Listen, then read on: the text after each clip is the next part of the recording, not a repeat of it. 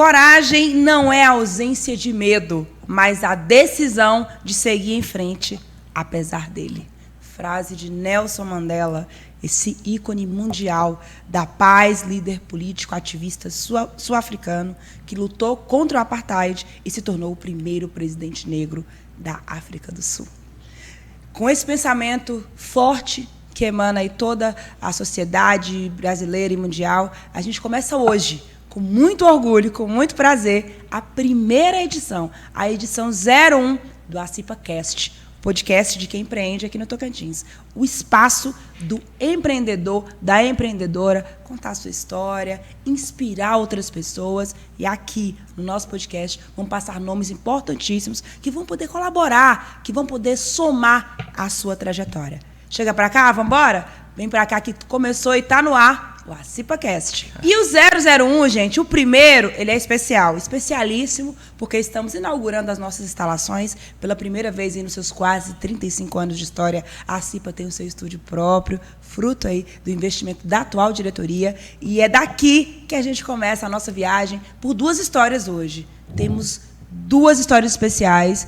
Um está na presidência, outro já foi presidente, mas os dois fizeram e fazem histórias nos seus lugares de fala e também aí na sua visão empreendedora. Hoje, para a gente começar com o nosso ACIPA-Cast, vamos falar com ele, esse maranhense, tocantinense, palmense de coração, que de uma reportagem e de voluntário na ACIPA, anos depois, virou o presidente da instituição. Um dos maiores empregadores de Palmas do Tocantins, participando hoje aqui da nossa estreia, presidente da ACIPA, Joseph Madeira. Imensa alegria estar aqui nessa estreia, ao lado do meu querido amigo Beto Lima, ex-presidente desta casa, grande amigo, grande parceiro do empreendedorismo e secretário da nossa área, secretário de Indústria, Comércio e Serviços do Estado. É isso aí, a gente tem convidado, o Joseph já falou ali, mas a gente tem um convidadíssimo especial, nosso ilustre, hoje secretário da Indústria, Comércio e Serviços do Estado do Tocantins, mas conhece bem a casa, já foi presidente aqui nos anos de 2005, 2006,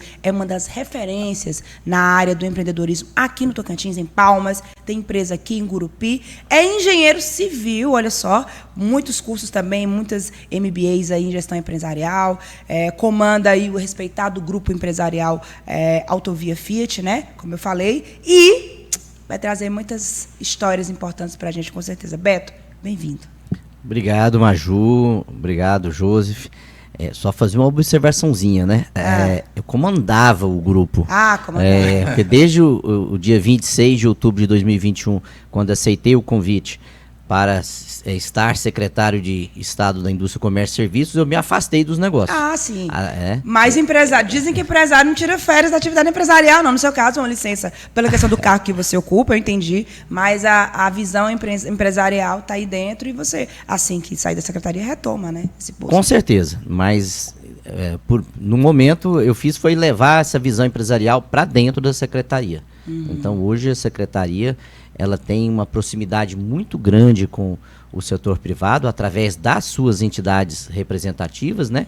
E obviamente uma delas a ACIPA, né? Até mesmo como você colocou, por já ter presidido essa casa e aí, além dos amigos, um carinho muito grande com tudo que a ACIPA faz e também por entender a importância dela no setor empresarial de Palmas. Vamos viajar nas histórias, duas histórias diferentes, mas que trazem para a gente muito significado. Beto, como é que o engenheiro civil virou empresário?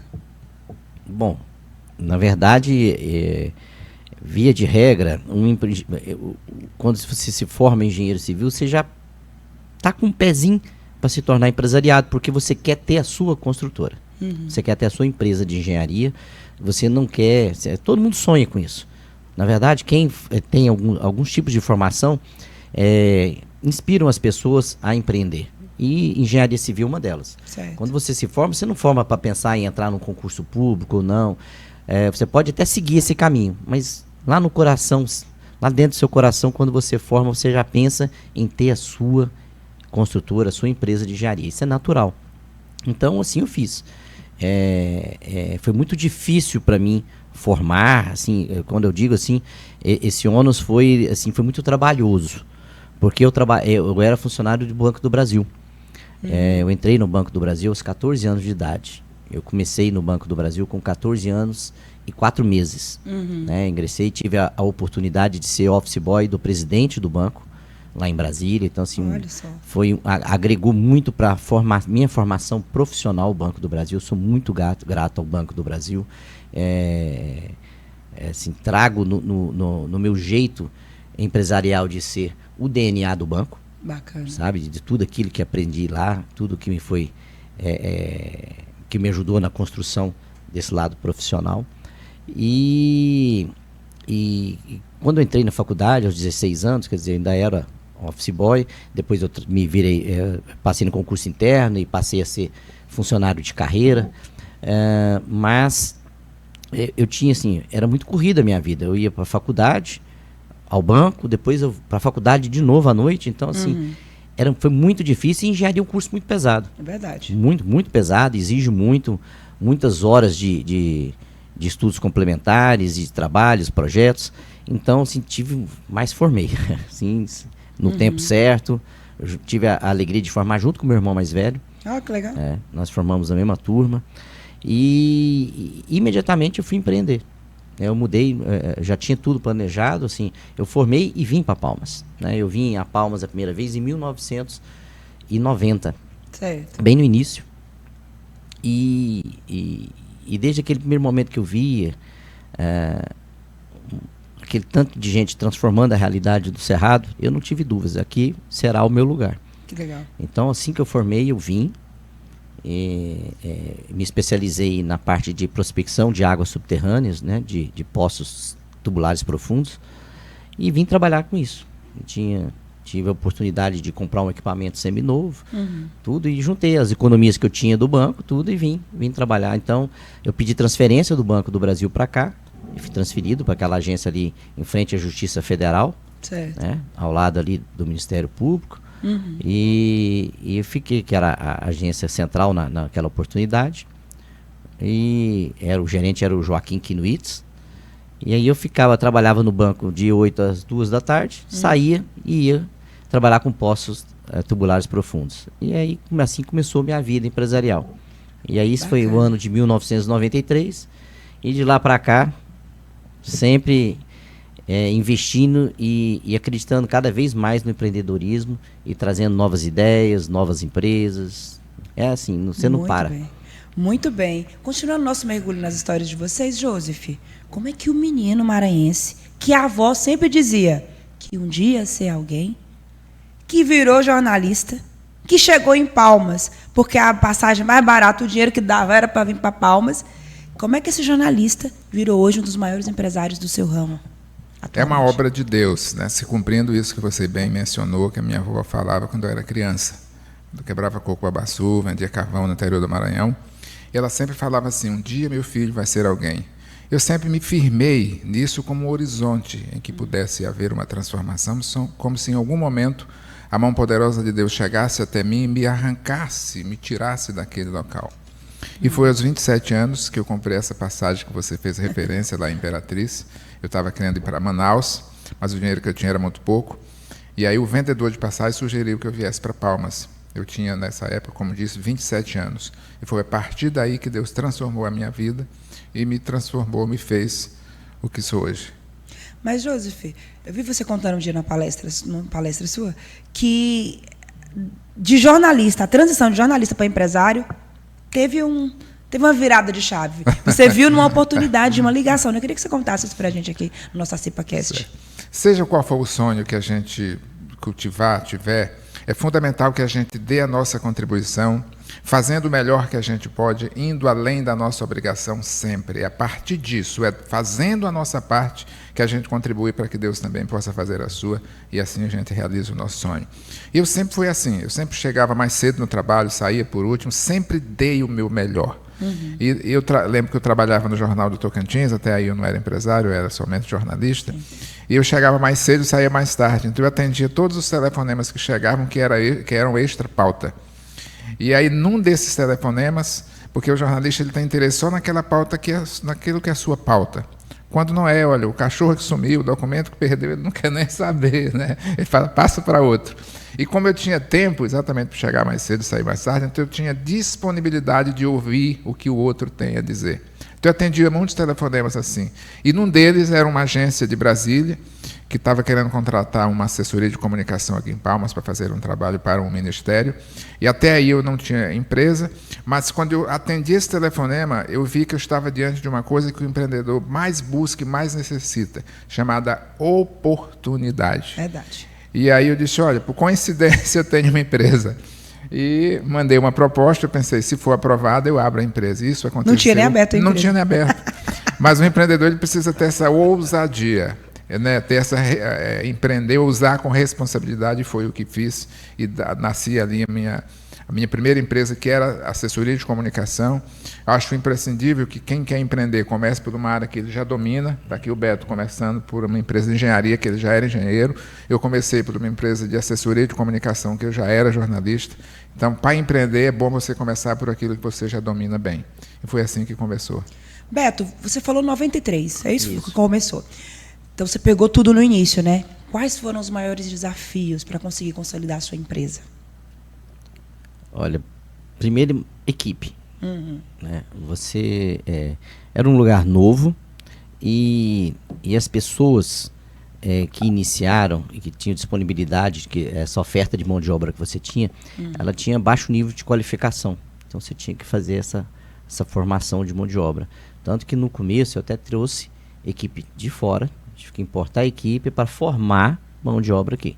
Então esse foi um dos gargalos. O segundo, algo que qualquer empresa nova, que quem está começando, enfrenta, crédito. Né? E não só o crédito ofertado pelo sistema bancário. A empresa ela precisa ter credibilidade, ela precisa ter um bom relacionamento, desenvolver bom relacionamento com seus fornecedores, com aqueles com a palavra que você acha bonita, né? Com todo o ecossistema que ela trabalha. Então, você está começando, você tem que fazer muitas compras à vista, primeiras compras muitas vezes à vista. E um poço tubular profundo, que o pessoal comercialmente costuma chamar de poço artesiano, ele tem os materiais que são muito caros, né?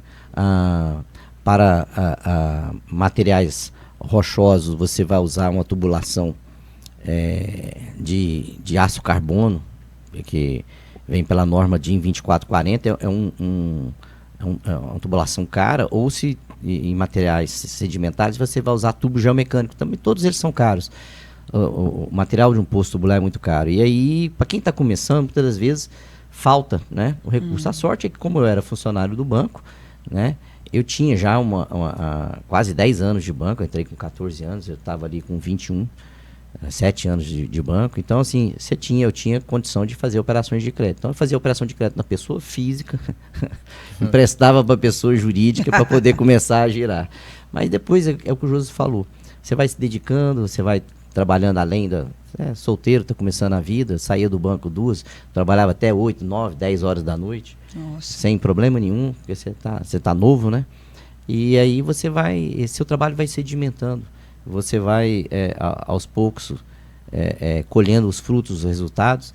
Fato é que assim, com menos de 2 anos, já tinha uma empresa muito bem estruturada. Então, pude avançar bastante e a partir dali fiz tive uma ousadia, como disse o Joseph agora há pouco, que foi fundamental para a transformação da minha vida empresarial.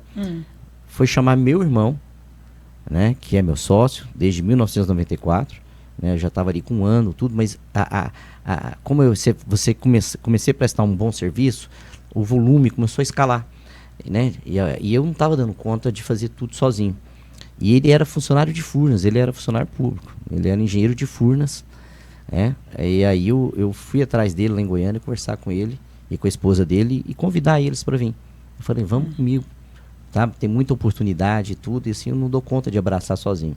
E foi o grande acerto que eu tive, foi chamar o Luiz Alvino, porque assim, tudo, assim, a gente já vamos para 31 anos como sócios, né? Nossa. E assim, eu acho que a gente nunca brigou, nunca desentendeu, assim. A gente teve as nossas diferenças, que são naturais, né, dentro de qualquer corporação, mas é sempre um trabalho muito respeitoso, assim, eu posso ficar chateado com ele, mas sei ouvir o que ele tem a dizer e vice-versa. Ele pode não concordar comigo, ter um arrobo, ficar chateado, mas ele me escuta.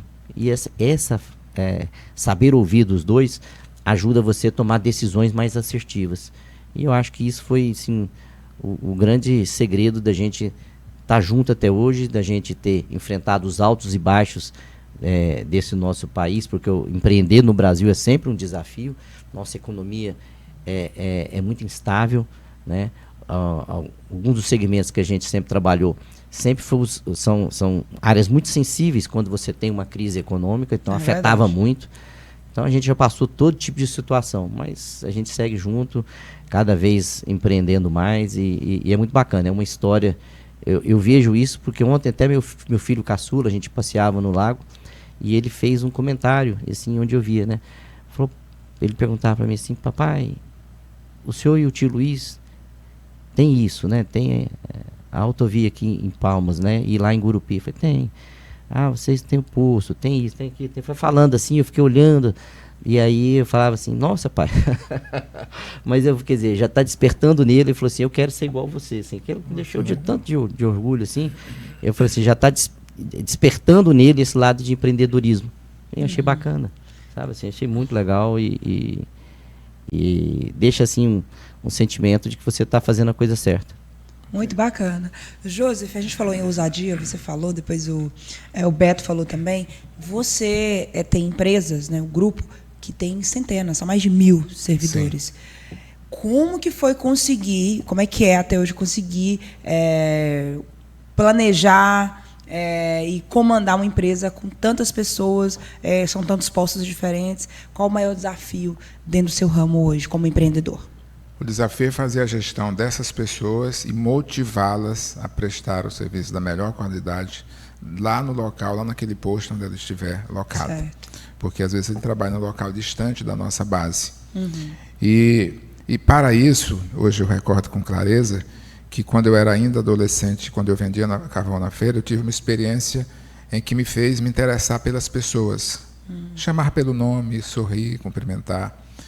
E hoje, lidando com esses colaboradores, eu percebo que já havia uma preparação lá de trás. É como se Deus, desde a minha infância, já estivesse me preparando para esse momento em que eu iria ter uma empresa com muitas pessoas, que eu precisava liderá-las, motivá-las.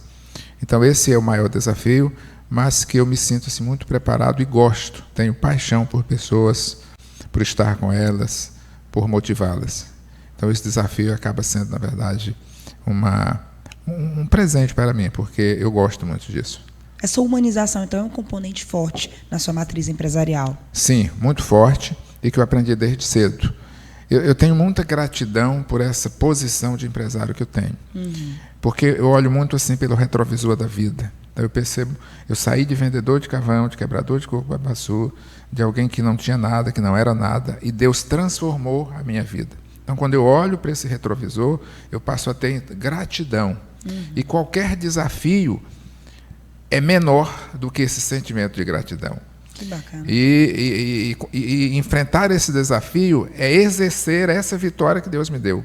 Uhum. Ele me deu uma empresa com muitas pessoas, e o desafio é cuidar dessas pessoas. Eu enxergo isso como o exercício dessa gratidão que eu tenho. Muito bacana. Beto, aí 12 anos depois, o empreendedor que começou vira presidente da Associação Comercial e Industrial de Palmas, a maior associação. Como essa experiência de presidir a CIPA fortaleceu você como empresário? Me fortaleceu primeiro, Maju, como ser humano. Acho que tem alguma história por trás aí. Tem. Vou te contar primeiro como é que cheguei à CIPA. Assim. Eu sempre sou... é muito engraçado. Eu sempre sou daqueles muito questionadores. É o verdadeiro reclamão. Então, eu questionava muito a atuação da CIPA. Mesmo sendo amigo de todos os diretores, ex-presidentes, tudo aqui, era muito pequeno, se relacionava com todo mundo, mas eu reclamava muito, porque não entendia muito bem a importância da entidade. E acabava reclamando. Quem às vezes desconhece, reclama. E aí um grupo pegou e falou: então por que você não bota seu nome lá? E aquele negócio no calor assim, não pensei bem e aceitei. E aí passou a ser um desafio muito grande. Porque assim, eu não tinha nenhuma experiência com associativismo. Então, coloquei o nome, chegou a se cogitar na oportunidade a construção de outra chapa, mas depois entrou num consenso e acabei sendo eleito presidente. E aí eu fui aprender. A verdade foi essa. Fui aprender sobre associativismo, assim, com os próprios colaboradores da casa. Tinha um time muito bom aqui na CIPA. Eu sucedi o amigo Jabas Meurer. Ele deixou um time muito bom, né? Deixou o primeiro andar desse prédio pronto. Então também já tive uma boa estrutura para trabalhar. E naquela oportunidade, uma das primeiras coisas que eu fiz foi trazer a Faciete aqui para dentro. Era o seu Pedro Ferreira. Que está até hoje, né? O seu Pedro Ferreira era o presidente. A Faciete ficava ali na ACSE. E eu fui lá visitá-lo, né? E conversei com ele e tudo. Tinha um distanciamento da CIPA. Eu falei, presidente, é um sistema. Né? É um sistema confederado. Confederação, federação, associações. Eu falei assim, não tem lógica ter distância. Sabe? Então, assim, não me importa como foi até aqui, mas eu queria fazer um convite para o senhor. Ela falou, o que é? O senhor paga quanto de aluguel? Paga tanto. Sai desse aluguel. Ela falou que foi, não, você me dá essas cadeiras que você tem aqui, porque ele tem uma indústria de móveis, né?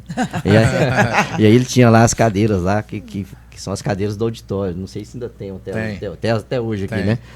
E aí eu peguei e falei, você dá essas cadeiras para a CIPA, para a gente fazer um auditório, que o pessoal... ali era a primeira sede da CIPA, foi lá onde era o auditório. Aí eu dei uma reformadinha, coloquei lá as cadeiras, ele doou as cadeiras e a gente fez uma permuta, né? E aí ele não cobrava aluguel da Faciete e coloquei, falei, durante a gestão toda, a Faciete não vai pagar nada. A gente fez essa permuta, aprovou, a diretoria aprovou, e aí a gente começou assim a ter um auditório também. E aí trouxe a Faciete aqui para dentro. Isso foi muito engrandecedor. Naquela oportunidade, o Pedro também, se não me engano, ele era o presidente do Conselho Deliberativo do Sebrae. Então foi muito positivo, a gente conseguiu fazer um trabalho muito agregador e isso foi ajudando a fortalecer o sistema da CIPA, né? Colocando e trazendo assim um protagonismo para a CIPA na defesa empresarial. Como eu falei, eu sempre fui muito reclamão e como presidente não fui diferente, né? Eu tive alguns embates públicos, tanto com secretários municipais do município de Palmas, como com secretários do Estado, naquela oportunidade, em defesa do empresário. Eram pautas que eram importantes e às vezes, de aumento até de impostos, de carga tributária, e eu me posicionei contra, certo? E consegui fazer mobilização, tudo. E a certeza de que você fez a coisa certa naquela oportunidade é que agora, em 2020, 2021, eu estou ali no Cabana do Lago e chegou um cara grandão assim perto de mim, me cumprimentou e eu olhei assim e falei assim, você não tá lembrado de mim? Eu falei, moço, o senhor não vai ficar bravo se eu falar que não tô, né? Aí ele riu e falou, não, mas eu admiro muito a sua pessoa. E eu falei, mas e qual seria o motivo? Ele falou, não, porque quando o senhor tem autopeças, e eu nunca vou esquecer daquele movimento que você fez quando você era presidente aqui da Associação Comercial e impediu o aumento abusivo do ICMS de autopeças, tudo. Então, aquilo salvou a minha empresa. Né? Então, assim, é bacana você escutar isso, é um empresário da região sudeste, e aí, assim, eu fiquei feliz. Essa devolutiva, mesmo que seja muito além, muito à frente lá na linha do tempo, ela, assim, ela traz muito conforto, né, Joseph? Você traz a certeza de que você fez uma boa construção e cumpriu a missão principal da entidade, né? Que é defender o empresariado. Feedback importante para você, para sua história e para a CIPA também, né? Joseph, sua primeira experiência na CIPA, depois de fazer uma matéria sobre a eleição aqui, foi voluntária, né? E o presidente da época te disse, conviva com os empresários, quem sabe um dia você possa ser um deles. Aí, em 2019, você chega presidente dessa mesma CIPA. Coincidência? Providência divina, né? Porque quando eu cheguei em Palmas, foi O segundo lugar que eu visitei, né, eu fui arrumar um emprego no jornal, e aí tinha uma vaga, mas eu precisava fazer uma matéria como teste, e eu vim exatamente aqui na Associação Comercial. E fiz a matéria que me rendeu esse emprego, e nasceu ali esse vínculo de gratidão com a instituição. E aí eu passei esse período trabalhando com o presidente aqui de forma voluntária, foram 2 anos, e essa frase é muito forte, que ele disse assim: venha, você vai conviver com os empresários, você vai aprender com eles, você vai se inspirar, e quem sabe um dia você não se torna um deles. Eu recordo, querido Beto, que quando ele disse quem sabe um dia você não se torna um deles, o meu pensamento foi lá naquela frase da minha avó, que dizia: um dia meu filho vai ser alguém. É como se dissesse: está aqui a sua chance. E aí eu topei o desafio, e Deus operou, e hoje aquele menino que veio aqui, na época era um menino com 27 anos, virou um empresário de fato, mas mais que isso virou, né, está nessa honrosa condição de presidente da entidade. Com esse desafio de fazer a diferença, com esse desafio de contribuir, né, de dar sequência a esse trabalho que muitos amigos fizeram, como é o caso do meu querido Beto. E esse ACIPA para Todos, que foi o mote, né, de quando você assumiu, estimular a união, fortalecer o associativismo, fortalecer também a ACIPA na credibilidade da instituição, na defesa que faz. Hoje, em 2025, quando você olhar para 2029, você acredita que tem conseguido manter esse propósito? Sim, e cada vez mais. O Para Todos é no sentido de incluir mais pessoas. Essa semana mesmo eu recebi aqui a visita de uma senhora lá de Taquarussu, que ela vai ser diretora do nosso núcleo. E quando ela me foi apresentada, depois que eu fiquei conversando com ela, aí ela me explicou como que ela começou a empreender. Ela fez aquele curso Acelera 21, a partir da CIPA. A partir disso, ela começou a empreender no turismo de Itaquarussu e agora vai ser diretora do nosso núcleo. Então, essa inclusão, principalmente daqueles que antes achavam que não podiam fazer parte da CIPA, que agora fazem. Na nossa diretoria, nós temos 4 pessoas que vieram desse Acelera 21 e que eram MEIs, e que agora cresceram suas empresas, são diretores. Então, esse era o propósito da inclusão daqueles que achavam que antes não podiam fazer parte. Muito bem. Beto, você disse que quando foi presidente, né, e até chegar na presidência era o reclamão, como você mesmo falou e tal. Agora a cadeira mudou, agora você está do outro lado, agora você é o secretário. Né? Como é que é essa relação secretário estadual, na pasta tão importante, com a CIPA hoje? A melhor possível. Não só com a CIPA, mas com todas as entidades. Primeiro, uma questão que pode parecer assim, simples, mas ela não é. Eu cumpro horário. Então, se o presidente solicitar uma agenda, a agenda for marcada para as 10 horas, às 10 horas em ponto, ele vai ser atendido. Porque não tem nada mais caro para o empresário que o tempo. Verdade. E como é uma pasta que lida com o meio empresarial, nada mais correto do que você ser extremamente pontual. Então, isso é um trabalho que eu fiz com a equipe logo de início. Expliquei para eles a importância do tempo para quem empreende. E por que ninguém iria esperar ali. E expliquei que eu, do outro lado do balcão, como empresário, eu levei muito chá de cadeira. Eu falei isso, ninguém vai levar. Ninguém vai levar. Muito Sabe bem. assim, não importa, Maju, se é um micro, pequeno, médio ou grande empresário, ninguém vai levar. E foi natural trazer entidades para perto. A CIPA, a Faciete, Fieto, FEComércio, a FAET, sabe? Todas trazer para perto, porque a secretaria, ela é uma secretaria meio, ela constrói políticas públicas, mas ela não tem braços para dar aplicabilidade a elas, e muitas das vezes. Então ela precisa de parcerias e alianças estratégicas que permitem a ela dar execução e desenvolvimento às suas políticas. Então foi natural aproximar da diretoria da CIPA, até mesmo por um gesto muito forte. O meu nome chegou a ser sugerido para compor o primeiro escalão do governo pela CIPA. Olha só que legal. Foi o presidente Joseph e a sua diretoria que sugeriram para o governador Vanderlei, que estava assumindo ali, que meu nome como ex-presidente, e que naquele momento ele seguia no associativismo, naquele momento estava como presidente do Sindicato dos Distribuidores de Veículos do Estado, né, que seria um bom nome, um bom perfil para a pasta. Sim. E o convite do governador partiu daí.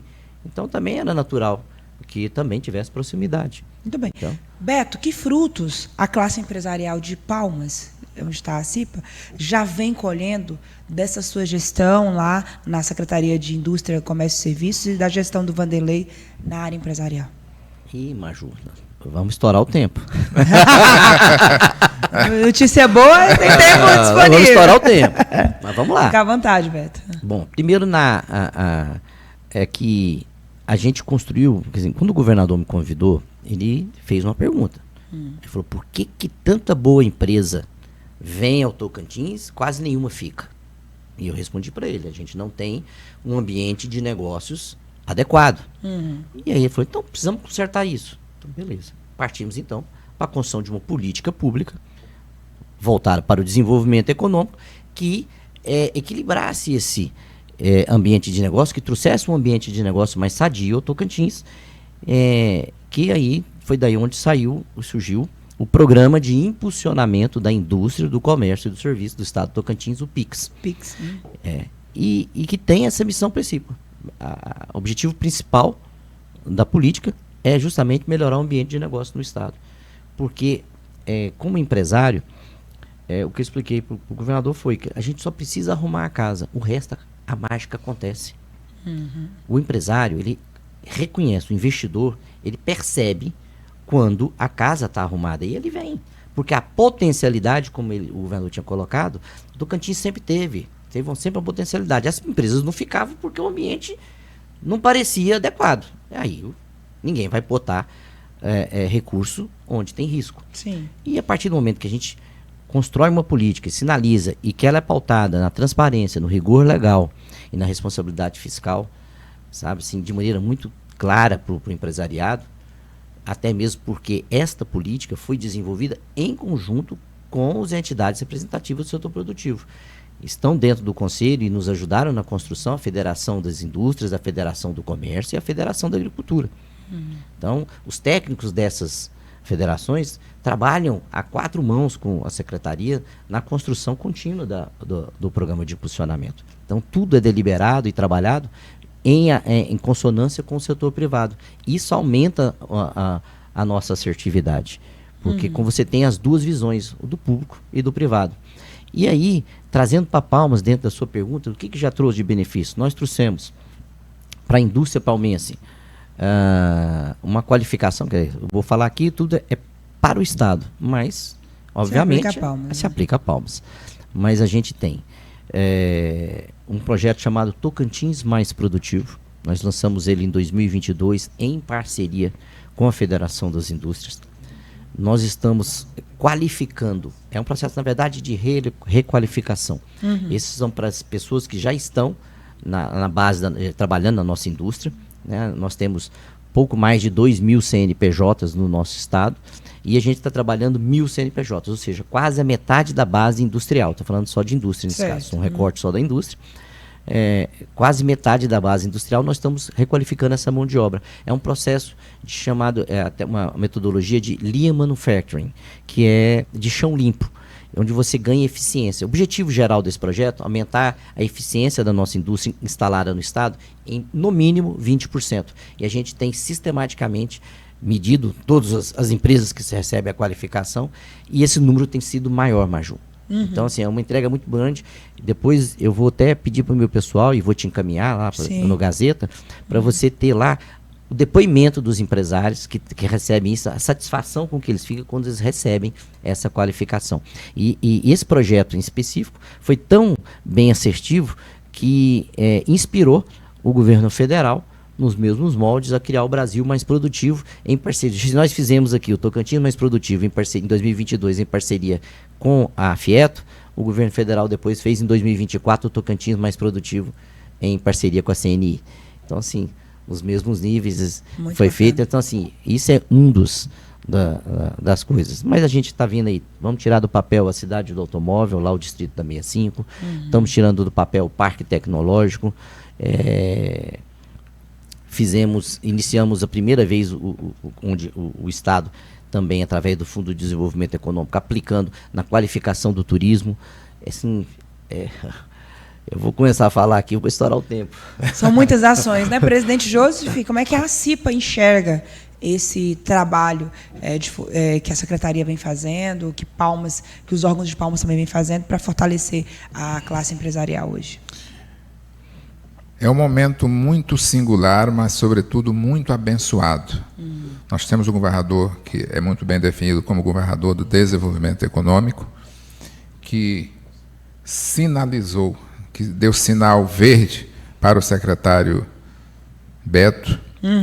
Por sua vez, o secretário Beto é como se Deus o tivesse preparado, com base em toda essa experiência, que um dia foi reclamão, que um dia pegou chá de cadeira, quer dizer, toda uma experiência que ele tem a clara compreensão de como o empresário precisa ser cuidado.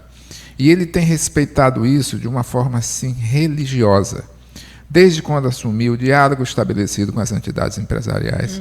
Então, é um momento, repito, singular e abençoado que a gente tem vivido.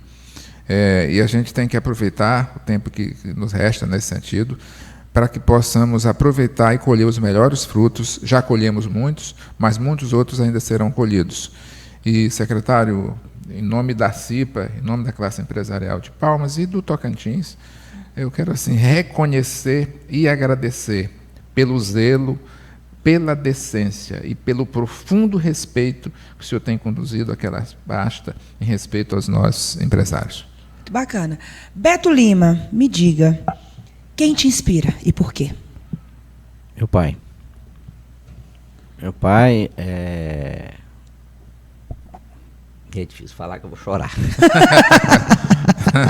E tem emoção também, né? E muito. Seu grande espelho, né? Inspiração. Inclusive empresarial também, né? A forma como meu pai sempre conduziu todas as suas ações sempre me inspirou muito.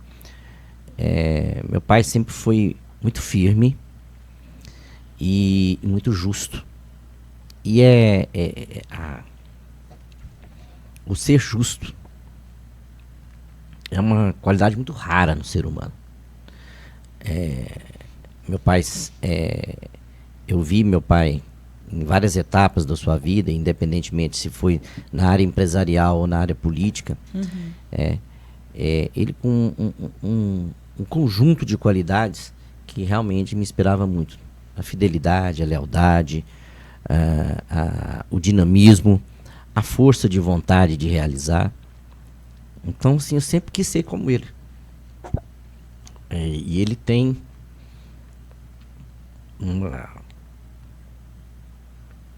desculpa. Fica à vontade, Beto, tranquilo. Ele tem uma característica que me impressiona muito, é a capacidade de avaliação. Meu pai consegue fazer a leitura dos cenários, das situações, de uma forma muito ímpar. Eu poucas vezes vi uma pessoa com essa capacidade. E aquilo, para mim, é admirável, sabe? Assim, sempre. Então, assim, efetivamente, meu pai sempre me inspirou. Muito bem.